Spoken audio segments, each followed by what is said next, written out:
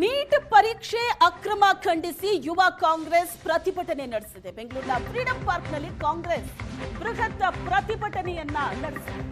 CM Siddaramaiah, Surjewala ಸೇರಿದಂತೆ ಹಲವರು ಭಾಗಿಯಾಗಿದ್ದಾರೆ ಈ ಪ್ರತಿಭಟನೆಯಲ್ಲಿ. ಕೇಂದ್ರ ಸರ್ಕಾರ ಮತ್ತು ಎನ್ಟಿಎ ನಡೆ ವಿರೋಧಿಸಿ ಕಾಂಗ್ರೆಸ್ ಹೋರಾಟಕ್ಕಿಳಿದಿದೆ. ನೀಟ್ ಪ್ರಶ್ನೆ ಪತ್ರಿಕೆ ಸೋರಿಕೆ ವಿದ್ಯಾರ್ಥಿಗಳ ಭವಿಷ್ಯಕ್ಕೆ ಧಕ್ಕೆ ತಂದಿದೆ.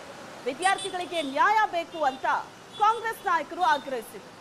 ಸಿಎಂ ಸಿದ್ದರಾಮಯ್ಯ, ಡಿಸಿಎಂ ಡಿಕೆ ಶಿವಕುಮಾರ್, ರಣದೀಪ್ ಸುರ್ಜೇವಾಲಾ, ಯುವ ಕಾಂಗ್ರೆಸ್ ರಾಷ್ಟ್ರೀಯ ಅಧ್ಯಕ್ಷ ಉದಯ್ ಭಾನು ಸೇರಿದಂತೆ ಹಲವರು ಪ್ರತಿಭಟನೆಯಲ್ಲಿ ಭಾಗಿಯಾದರು.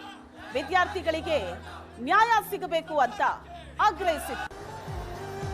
ನೀಟ್ ಪರೀಕ್ಷೆಯ ಅಕ್ರಮವನ್ನ ಖಂಡಿಸಿ ಕಾಂಗ್ರೆಸ್ ಹೋರಾಟಕ್ಕೆ ಮುಂದಾಗಿದೆ.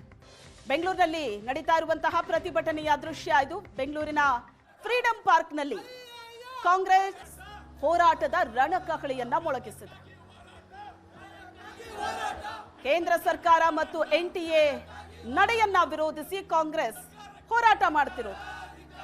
ನೀಟ್ ಪ್ರಶ್ನೆ ಪತ್ರಿಕೆ ಸೋರಿಕೆಯಿಂದ ವಿದ್ಯಾರ್ಥಿಗಳು ಆತಂಕದಲ್ಲಿದ್ದಾರೆ. ವಿದ್ಯಾರ್ಥಿಗಳ ಭವಿಷ್ಯಕ್ಕೆ ಇದು ಧಕ್ಕೆ ತಂದಿದೆ. ವಿದ್ಯಾರ್ಥಿಗಳಿಗೆ ನ್ಯಾಯ ಸಿಗಬೇಕು ಅಂತ ಕಾಂಗ್ರೆಸ್ ನಾಯಕರು ಆಗ್ರಹಿಸಿದ್ದಾರೆ.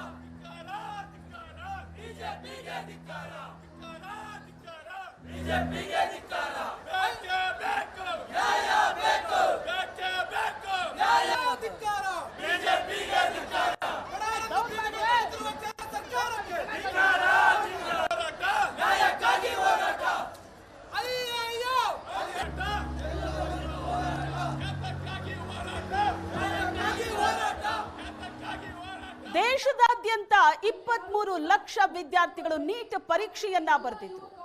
ಒಂದು ಉತ್ತಮ ಭವಿಷ್ಯದ ಕನಸನ್ನ ಕಾಣ್ತಾ ಇದ್ದಂತಹ ವಿದ್ಯಾರ್ಥಿಗಳ ಭವಿಷ್ಯ ಈಗ ಗೊಂದಲದಲ್ಲಿದೆ.